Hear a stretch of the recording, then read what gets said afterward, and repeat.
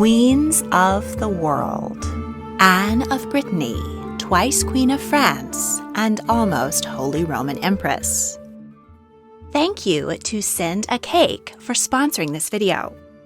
Anne was only 11 when she inherited Brittany, the last duchy independent from France. She married, by proxy, future Holy Roman Emperor Maximilian I, but before the couple could meet, King Charles VIII of France swooped in, forced an annulment, and married Anne himself. After she bore him 6 children, he died in a freak accident, and she was finally free. But Anne was pulled back to France to marry the new king, Louis XII, and become queen for a second time. While bearing 5 more children, she patronized spectacular works of Renaissance art. But she was repeatedly denied her heart's desire to return home to a truly independent Brittany. Let's meet Anne of Brittany. Anne was born on January 25th or 26th, 1477, in Nantes. Her father was Francis II, Duke of Brittany, the northwestern corner of modern-day France. His first wife, Margaret of Brittany, died at 25. His second wife was Margaret of Foix.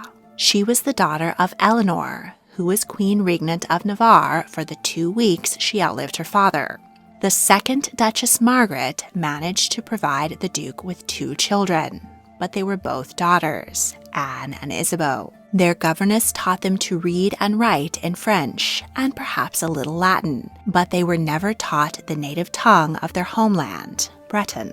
Tutors were brought in to teach the girls to dance, sing, and play music, all the skills needed for a fine court lady, but little in the way of statecraft. Anne was born with a congenital displacement of the hip. She was trained from a young age to hide her limp and wore special-heeled shoes to compensate for one leg being slightly shorter. When Anne was 9, her mother died. The Duke was suffering increased health problems, and it seemed unlikely that he could father a son with a new bride. The succession laws were not set in stone at the time, but boys were strongly favored. However, the only heirs left to the House of Montfort were Anne, Isabeau, and their cousin, Nicolas of Blois. She sold her claim to the duchy to King Louis XI of France. Many powerful duchies, including Normandy and Aquitaine, had been swallowed up by the French monarchy. But Brittany was the only duchy that still remained independent. Duke Francis was determined to keep it that way. He fought a lengthy conflict known as the Mad Wars against France. King Louis XI was a political mastermind and was called the Universal Spider. He was on a mission to bring Brittany to heel. Francis had his daughter officially recognized as heiress in 1486. But in order to hold off France during the inevitable succession crisis that arose whenever a female inherited a throne, he needed to marry her to a powerful monarch. As a princess with impressive expectations, Anne was a hot commodity on the royal marriage market. The Duke took advantage and negotiated a number of simultaneous contracts for her hand. He kept his 8 potential son-in-laws ignorant of each other. Each believed that they would be the next Duke of Brittany, so they continued to send money and troops to aid in the war against France. At the time, England was embroiled in the Wars of the Roses. Yorkist leader Edward IV defeated his cousin Henry VI and became king. Duke Francis promptly betrothed Anne to the new king's son, Edward, Prince of Wales. Meanwhile, Edward's only remaining Lancaster rivals, Jasper Tudor and his nephew Henry Tudor, fled to France. But their ship was blown off course to the shores of Brittany. Francis graciously hosted the Tudors, betrothed Henry to Anne, and even funded their attempt to invade England. They failed and fled back to Brittany. In 1483, Edward IV died, and Anne's original fiancé became King Edward V. But their union would never be, as he and his brother were locked up in the Tower of London. The princes vanished and were replaced by their uncle, King Richard III.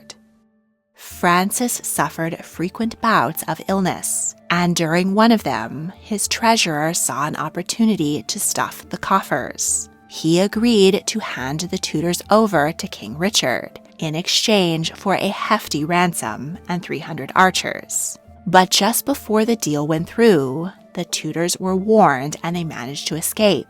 When the Duke recovered, he was furious and had his treasurer hanged. But the Tudors had already made their way into the arms of Francis's enemy, France. They offered Henry Tudor much better support, which he used for his next invasion of England. This time he was successful. Richard III was killed at the Battle of Bosworth, and the Tudor dynasty began. Now King Henry VII threw over Anne for a more advantageous marriage to Elizabeth of York. Louis XI died in 1483, and his daughter, Anne of Brittany, became regent for his 13-year-old son, Charles VIII. She played the same underhanded politics against Brittany, so Francis arranged more secret betrothals for his daughter to Maximilian, Archduke of Austria and son of the Holy Roman Emperor, Alain I of Albert, Louis, Duke of Orleans, John IV, Prince of Orange, Edward Stafford, Duke of Buckingham, and Viscount Jean II of Rouen. Several of these suitors supplied troops and funds for Francis at the Battle of Saint-Aubin-de-Comiers. Despite the backing of so many future son-in-laws, Francis was defeated and forced to sign the Treaty of Sablis. Brittany had to submit to France as a vassal state. Francis could remain duke, but his children could only marry with French permission. Months later, Francis fell from his horse. On his deathbed, he made his daughter Anne swear never to submit to the subjugation of France. He died at 55. Anne was crowned Duchess of Brittany at 13, and the arguments began over which of her many fiancés she should actually marry. Anne had strong opinions of her own. She flat out refused Alain of Albert, calling him repulsive. She expressed a strong preference for Maximilian of Austria. So in 1490, they were married by proxy, and she became Queen of the Romans. But Maximilian was too busy with politics to fetch his bride promptly. While Anne was waiting, King Charles VIII of France intervened. He had been betrothed to Maximilian's 3-year-old daughter, Margaret, who was being raised at the French court. She became a hostage. He then laid siege to Anne's castle. During the 2-month battle, Anne's 9-year-old sister, Isabeau, died. When the castle fell, Anne had no choice but to submit. But she proudly refused all of the French princes the king offered her. Finally, he had no choice but to offer himself, and Anne accepted. Maximilian protested to Pope Innocent VIII that his bride had been stolen, and that the groom was already betrothed to his daughter, Margaret. But possession has always been 9/10 of the law, even where brides are concerned. Charles sent his own envoys to the Pope with a generous bribe for granting an annulment and a papal dispensation. Charles and Anne were within the forbidden 4th degree of consanguinity and were considered too closely related to wed. But, as often happened, the health of future children was thrown out the window in favor of dynastic advantage. The marriage contract was a clear land grab for France to take total control of Brittany. It provided that the surviving spouse would retain possession of the duchy, and that if Charles died without a male heir, Anne would have to marry his successor, thus ensuring the French a second chance to annex Brittany. Charles held on to little Margaret of Austria as a high-class hostage for a further 10 years to make sure that her father didn't put up too much of a stink. Eventually, she was allowed to return home. Charles hadn't heard back from the Pope yet when he went ahead with a discreet, illegal wedding to Anne at dawn on December 6, 1491. The 14-year-old Duchess arrived in incredible style, in a magnificent coach, wearing a dress made of yards of precious cloth of gold. She was warmed from the winter chill by a coat of 139 sable pelts. After the ceremony, the newlyweds were toasted in the Great Hall of Château de Langeais. Anne was described as a slim, rosy-cheeked girl. Her 21-year-old husband was less of a catch. Charles was described as ugly, small, ill-formed, with a large aquiline nose out of proportion to his face, and swollen lips which perpetually hung open. Anne brought 2 beds with her, making it clear how close she cared to get to her new groom. But her personal feelings were immaterial. She had a duty to bear his children.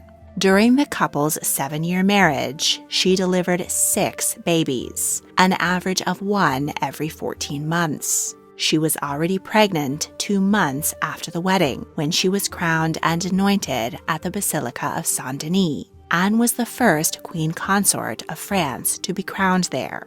During her pregnancy, Charles was overly attentive, making sure she wasn't overtired and never traveled unnecessarily. The House of Valois was experiencing a drought of male heirs, and Charles was desperate for a son. Anne went into labor on the evening of October 10th. Charles's unchecked anxiety made him an annoyance to the doctors and midwives. But all went well, and at 4 a.m, Anne delivered a robust, well-formed baby boy. He automatically became Dauphin of France. In the 16th century, it was traditional to celebrate new mothers by baking them a special sweet treat called a groaning cake. Today, you can celebrate new moms and seasoned veteran moms with Cake. I gave my mom the rose bubble box. The bubbles were so fun, and the gorgeous box looks like something out of a fairy tale. Cake is a unique, fun holiday gift idea your special someone will never forget. And it's not just for mamas. Cake has cute and creative options for graduations, birthdays, anniversaries, holidays, or whatever special occasion you're celebrating. Visit syndicake.com to order an unforgettable gift for your loved one, and use my discount code HOLIDAY10 to get 10% off. While his mother was recovering in bed, the baby was dressed in cloth of gold and baptized Charles Hollande. The greatest men in the land carried the candle, basin, and towel. Baby Charles was chubby, with a fair complexion and black eyes. He was doted on by his parents. At 18 months, he was given his own household away from his mother and father. Though this was a long-held royal tradition, Anne mourned the separation, sent many presents, and expected regular reports on her son's health and progress. She visited him often and found joy in teaching him how to pray. The Dauphin's father called him the most beautiful of gems, and ensured that he was well protected at his home in Amboise. Hunting was forbidden in the surrounding forests, on the off chance that a rogue arrow might fly into the nursery. And all but 4 of the city gates were locked, much to the annoyance of residents. Royal guards checked everyone entering Amboise to ensure no one with intent against the heir could get near him. Charles even hired a hermit to pray constantly for his precious son. The Dauphin was an active and bright child. He could speak fluently by the age of 3. He might have made an excellent king. But shortly after his 3rd birthday, a measles epidemic slammed Amboise. Guards and prayers could not protect the young Dauphin from the germs his father never could have anticipated. He died on December 16th. King Charles was devastated, but his doctors advised him that he must remain cheerful, so he pasted on a smile as he buried his only son. Anne, who heeded no such advice, lost herself to grief. and for a time her sanity was feared for. She had by now delivered 2 more stillborn babies, a son and daughter. She was soon pregnant again. Her 4th baby, named Charles after his lost older brother, became Dauphin of France, but he lived only a month. This 4th loss was too much for Anne to bear, and she retreated from court for a time in despair. But she soon had to be back to her queenly duties. She delivered 2 more children, Francois and Anne. Both died within hours of their birth. Not a single one of Charles and Anne's 6 children survived. Medical research into exactly why Anne suffered so many reproductive tragedies is limited, and because her remains were destroyed during the French Revolution, forensic study is now impossible. But, as with many royals, the genetic hazards of inbreeding is a very good guess. It wasn't just the devastation of losing 6 children that marred the royal marriage. The couple were at odds politically as well. Anne was an intelligent and determined woman, but her husband refused to let her have any say in the governing of Brittany, or even to use the title of Duchess. She wasn't allowed any power in France either. When Charles was away, he left his elder sister, Anne of Brittany, as regent. The 2 women became bitter rivals. Charles was also perpetually unfaithful and made no secret of his mistresses. With nothing much to do but bear children, Anne spent her time at her luxurious royal palaces in the Loire Valley. She built a chapel at the Clos Lucé, which later inspired Leonardo da Vinci. King Charles spent a good deal of time in Italy, fighting the Spanish for control of the peninsula. He took the throne of Naples and laid claim to the throne of Jerusalem. His conquest nearly bankrupted France. He made Anne queen of a total of 4 different realms, but what she really wanted was to go home. In April 1498, Charles was in Amboise with his wife when he accidentally struck his head on a door lintel. He thought he'd hurt his pride more than his skull, and the royal couple proceeded to attend a game of real tennis. While there, the king made an offhand comment to an archbishop that he hoped he would never sin again for the rest of his life. He got his wish. On the way home, Charles fell into a coma. The smack on the head had caused a cranial hemorrhage. He was rushed back to the chateau, where doctors hovered, trying to decide how to help him. But he died 9 hours later, at the age of 27. His 21-year-old widow, Anne, did her expected 40 days of mourning. She wore all white, traditional for French royal widows. But inwardly, she was thrilled to finally be able to return to Brittany. Per her marriage contract, she was now in full possession of her homeland. And as a wealthy widow, she would no longer have a man to tell her what to do. She was technically bound to wed Charles's heir, his second cousin and brother-in-law, Louis d'Orléans, who was now King Louis XII. But as he was already married, she assumed that she was finally free of French clutches.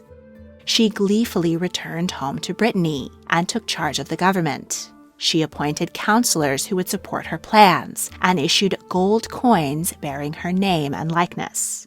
But months into her newfound freedom, the King of France pulled the rug out from under her. Louis had been married for 22 years to Charles VIII's sister, Joan of France. She was born in some way physically atypical, and physicians suspected that she would be sterile. It is possible that she was intersex. Her father forced Louis to marry her because he hoped to extinguish the Orléans branch of the House of Valois. Louis resented the childless marriage and his wife.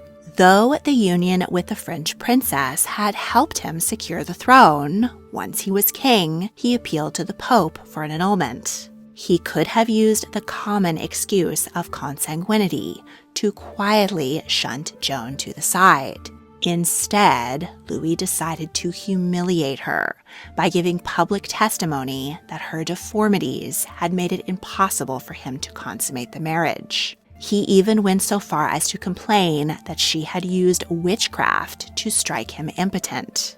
Joan clapped back, producing witnesses to Louis boasting of having, quote, mounted my wife 3 or 4 times during the night. But in the end, it benefited Pope Alexander VI to side with the French king, and Joan lost her throne. She made out all right. She was granted a generous pension and founded a convent. She spent the rest of her days doing good deeds, free from her unloving husband. Instead, Louis saddled himself upon Anne, who came with known fertility and another chance to steal Brittany. But she was older and wiser now, and was determined to stake her own claim in her 3rd marriage. The new contract stipulated that Anne was free to use the title Duchess of Brittany. While her husband would technically be ruler of the duchy, she would be allowed to govern it. And their second child, male or female, would become Duke or Duchess of Brittany after her death. Feeling that she had finally done right by her homeland, Anne begrudgingly returned to France to be its queen for a second time. Louis was 37 and suffered frequent bouts of ill health. Anne was only 22, but 6 childbirths had ravaged her body. At her 3rd wedding, she was described as pale-faced and wan. Anne's 3rd marriage was fortunately much happier. Louis respected his wife and treated her as the queen she was. He honored her rights in Brittany and allowed her to visit often. She built a tomb for her parents in Nantes Cathedral. Anne had more freedom to embrace her love of art and music. She surrounded herself with poets, philosophers, and artists, and employed the finest musicians of her time. She was the first French queen to be a renowned patron. She commissioned a series of unicorn tapestries to celebrate her wedding to Louis XII. They are now on display at the Cloisters in New York City, and I can tell you they are fantastic.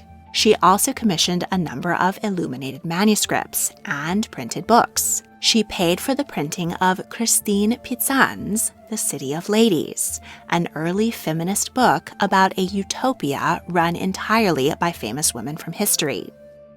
In 1498, Anne founded the chivalric order of the Ladies of the Court. While Europe was, and still is, littered with orders conferring knighthoods on important men, this was the first order for women. Their emblem, a knotted cord, can be imbued with several religious meanings, but also interpreted as the cord French widows traditionally tied around their arms, and as a rope binding the members together. The motto, J'ai le corps délié, I have a body untied, hints at Anne's own desire to be physically free from the burdens of marriage and childbirth. Queen Anne also formed a sort of finishing school for young ladies. They came to her household to be educated, refined in courtly etiquette, and to meet eligible noble bachelors. This idea was patterned at the French court for centuries. During her second run as Queen of France, Anne played a more prominent role in diplomacy.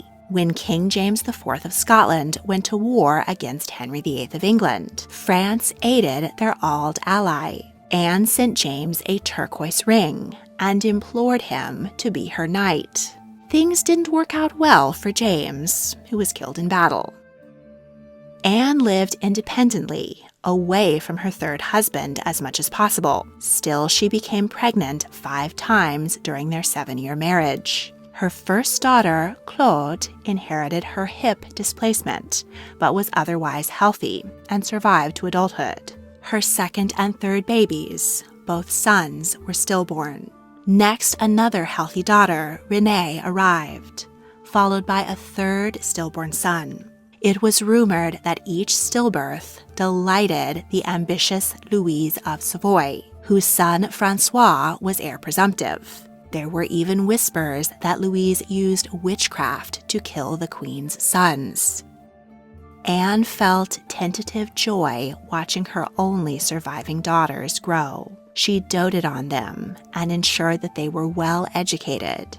She commissioned a primer for 8-year-old Claude, which featured Anne's personal coat of arms rather than her father's. This was a clear sign of mother instilling the values of independence and pride into her daughter.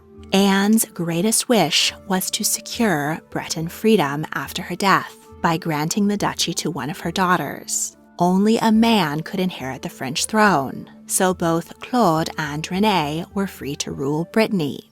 To that end, Anne wanted to betroth Claude to Charles of Austria, the future Holy Roman Emperor Charles V.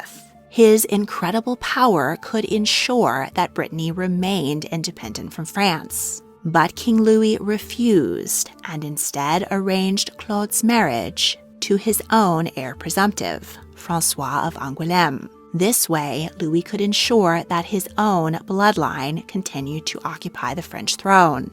Anne instead moved to have Renée named heir to Brittany, but Louis refused this too.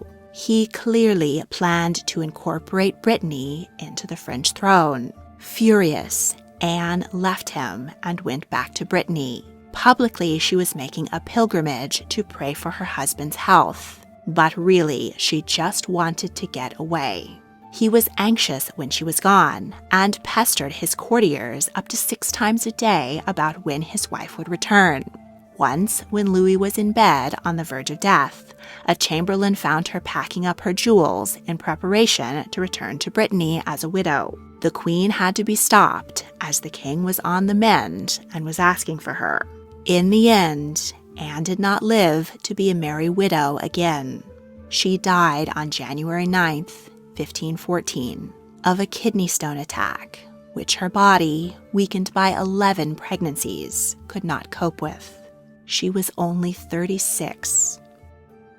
Heartbroken, Louis spent days shut up in his room alone. He arranged for his queen the most spectacular funeral ever staged on French soil. He commissioned an illuminated manuscript which recorded every detail and was used as a pattern for royal funerals across Europe for centuries. The ceremonies lasted 40 days, during which multiple masses were said and requiems sung. Anne's body, sealed in a lead coffin and wooden casket, was laid to rest in a magnificent double mausoleum of Carrara marble. Louis would eventually join her there in the Basilica of Saint-Denis. Their tomb was desecrated during the Revolution in 1793, and their bones were thrown into a mass grave. Louis honored at least one of his wife's wishes by sending her heart back to Brittany. The organ was encased in a golden reliquary, topped with a crown, and placed in her parents' tomb. Though Anne's heart was destroyed during the Revolution, the reliquary survives and is still on display at Doubray Museum in Nantes. Though King Louis was now 52 and in terrible health, he was desperate for a male heir. He hastily married Henry VIII of England's 18-year-old sister, Mary Tudor, and frantically tried to get her pregnant. Louis died 3 months into their honeymoon, supposedly from overexertion in the bedchamber. When it was clear that Mary was in fact not carrying the next King of France, she was allowed to return home. She promptly eloped with the handsome young man she really loved. François I inherited the French throne, with Anne's 14-year-old daughter, Claude, by his side. She helped to raise her younger sister, Renée, and commissioned for her a copy of the special book their mother had given her. Over the next 10 years, Claude was kept busy with 7 pregnancies. She died of exhaustion at just 24, but 5 of her children survived. Through her son, King Henri II, Brittany was fully incorporated into the French throne. Renée married Lucrezia Borgia's son, Ercole II d'Este, Duke of Ferrara. They had 5 children. She became an important supporter of the Protestant Reformation, and she lived to 63. Want even more tea on history? Check out the History Tea Time podcast. You can now follow History Tea Time on Facebook, Instagram, and TikTok. If you enjoyed this video, please like, subscribe, comment your thoughts, and check out my other history videos. You can also join my Patreon to support my work and get early access to all of my multi-part series. Thank you for watching.